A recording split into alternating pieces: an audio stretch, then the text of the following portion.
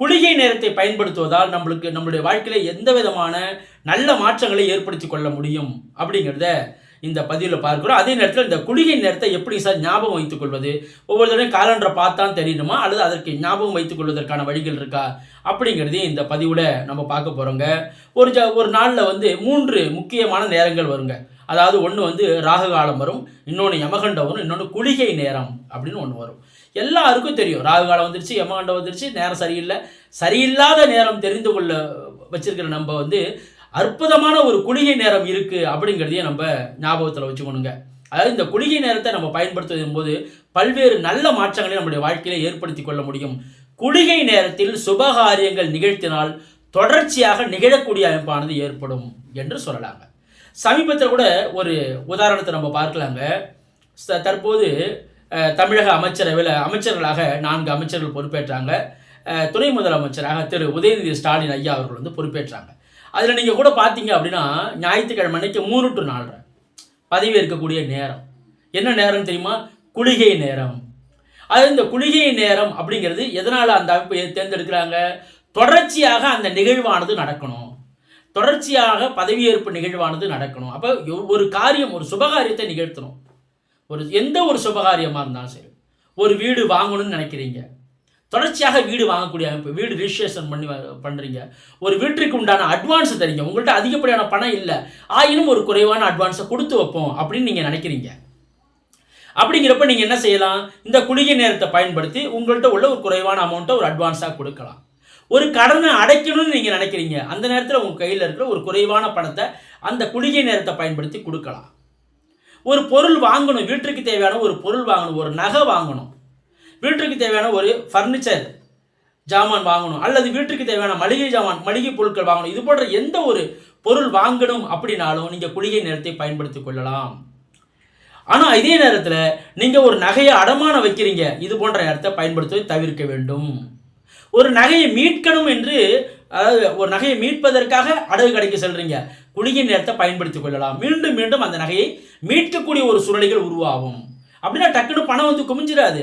உங்களுக்கு நீங்கள் ஒரு வேலை பார்க்குறீங்கன்னா தொடர்ச்சியாக வேலை கிடைக்கும், வேலையிலே ஒரு ப்ரமோஷன் ஏற்படுவதற்கு உண்டான சொல்லி. ஏன்னா பணம் நீங்கள் உங்களுக்கு குளிகை நேரத்தில் செய்யக்கூடிய அமைப்பை ஏற்படுத்தும் போது உங்களுக்கு தொடர்ச்சியாக பண வருவாய் ஏற்படணும். அப்போ எந்த ரூபத்தில் ஏற்படும்? உங்கள்கிட்ட உள்ள விஷயத்திலே ஒரு மேம்பாடு, ஒரு முன்னேற்றம் ஏற்படும். நீங்கள் வேலைக்கு செல்லக்கூடிய நபராக இருந்தால் உங்களுக்கு மேலும் ஒரு தொடர்ச்சியாக வேலை கிடைக்கக்கூடிய அமைப்பாக ஏற்படும், மேலும் ப்ரொமோஷன் ஏற்படுத்தும், அதன் வாயிலாக பண வருவாய் வரும். நீங்கள் ஒரு தொழில் செய்யக்கூடிய நபராக தொடர்ச்சியாக தொழில் அபிவிருத்தி ஏற்படும். நீங்கள் ஒரு வியாபாரம் செய்கிறீங்க, பில்லு போடக்கூடிய நேரத்தை குளிகை நேரத்தில் தொடர்ச்சியாக போடும்போது தொடர்ச்சியாக அந்த பில் தொடர்ச்சியாக போடக்கூடிய அமைப்பை ஏற்படுத்தும். ஒரு சுபகாரியத்தை நிகழ்த்துறீங்க, கண்டிப்பாக இந்த குளிகை நேரத்தை பயன்படுத்திக்கணும். ஒரு வீடு குடிபுகுதல், குளிகை நேரத்தில் மீண்டும் மீண்டும் பல வீடுகள் வாங்குவீங்க, குடிபுகுவீங்க அப்படிங்கிற அர்த்தம். இதில் இன்னொரு பாயிண்ட் வரும், திருமணம் போன்ற சுபகாரியங்கள் அப்படின்னு சொல்கிறாங்களே சார். இதில் நீங்கள் பார்த்தீங்க அப்படின்னா பொதுவாகவே இந்த வெள்ளிக்கிழமை 7 to 9 முகூர்த்தம் வரும், 8 to 9 7 to 9 முகூர்த்த நேரமாக வரும். ஆனால் அந்த நேரத்தில் குளிகை நேரமும் வரும். இது முகூர்த்த லக்னம் என்ற அடிப்படையில் குறிக்கப்படுதுங்க. முகூர்த்த லக்னம் என்ற அடிப்படையில் தான் அந்த நேரத்தை அவங்க குறிக்கிறாங்க. பஞ்சாங்கத்தில் இந்த நேரம் கொடுப்பாங்க. சார் குளிகை நேரமாக இது வருது, தொடர்ச்சியாக நிகழுமா என்றால் தொடர்ச்சியாக நிகழ்னா சுபகாரியங்கள் நிகழும். அதாவது தாலி கட்டக்கூடிய நேரம் குளிகை நேரமாக இருக்கும்போது மறுபடி அந்த நிகழ்வானது எப்படி நடக்கும்? அடுத்து அதே 60ஆம் கல்யாணம் 80ஆம் கல்யாணம் தொடர்ச்சியாக நீண்ட காலம் வாழக்கூடிய அமைப்பை ஏற்படுத்தும். அப்போ இந்த இடத்துல திருமணம் நிகழுது அப்படிங்கிற அமைப்பை நீங்கள் எடுக்கணுங்கிற அவசியம் இல்லைங்க. சுபகாரியங்கள் செய்யக்கூடிய நேரத்தை நம்ம பயன்படுத்திக்கலாம். இதுதான் நம்ம அசுபகாரியங்கள் செய்யக்கூடிய அமைப்பை தான் இதை பயன்படுத்தக்கூடாது. ஒரு நகை அடமானம் வைக்கிறது, ஈமச்சடங்கு மிக முக்கியமாக இறந்த ஒரு வீட்டில் இதை முக்கியமாக பார்ப்பாங்க. குடிசை முடிஞ்சிச்சான்னு பாருங்க, குளிகை நேரம் முடிஞ்சிருச்சான்னு பாருங்க, குளிகை நேரம் எப்போ தொடங்குதுன்னு பாருங்க அப்படின்னு ஏதாவது ஒரு குரல் கேட்கும். எதனால் இதை பார்க்குறாங்க? அந்த நேரத்தில் ஒரு காரியத்தை செய்யும் போது தொடர்ச்சியாக அது நடக்கக்கூடிய அமைப்பு ஏற்படுறதுனால குளிகை நேரத்தில் ஈமச்சடங்கு காரியத்தை செய்யக்கூடாது, குளிகை நேரத்தில் இறந்தவருடைய உடலை தூக்கக்கூடாது.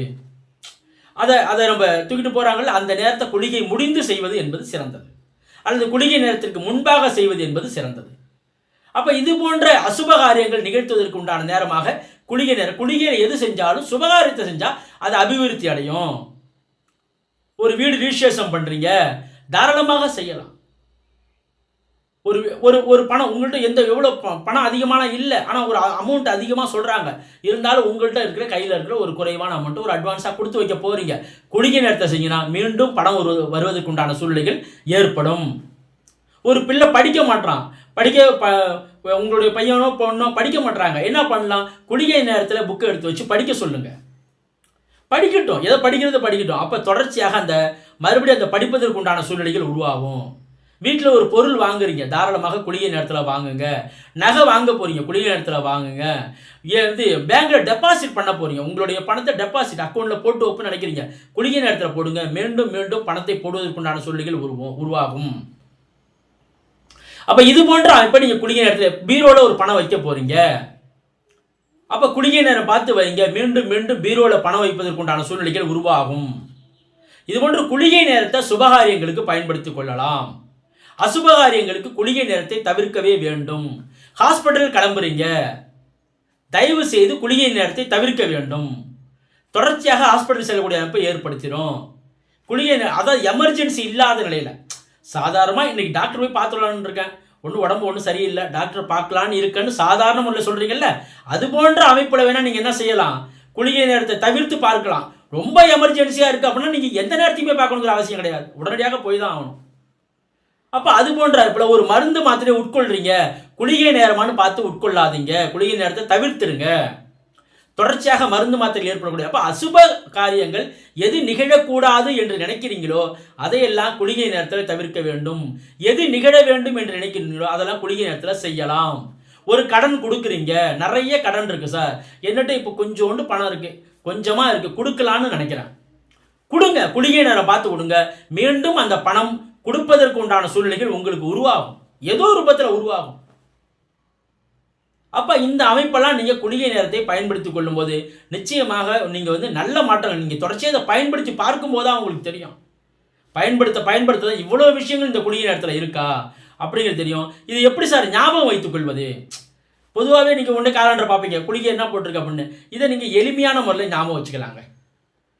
இதை நீங்கள் என்ன பண்ணணும், குறுகிய நேரத்தை எப்படி எடுத்துக்கணும்? முதல்ல எடுத்தோடனே சனிக்கிழமையை நீங்கள் எடுத்துங்க. ஞாயிறு முதல் சனிக்கிழமை வரை இருக்கா, நீங்கள் முதல்ல சனிக்கிழமை எடுத்துங்க. சனிக்கிழமை காலை 6 மணி முதல் 7:30 வரை குளிகை நேரம். சனிக்கிழமையிலேருந்து நீங்கள் ரிவர்ஸில் வாங்க.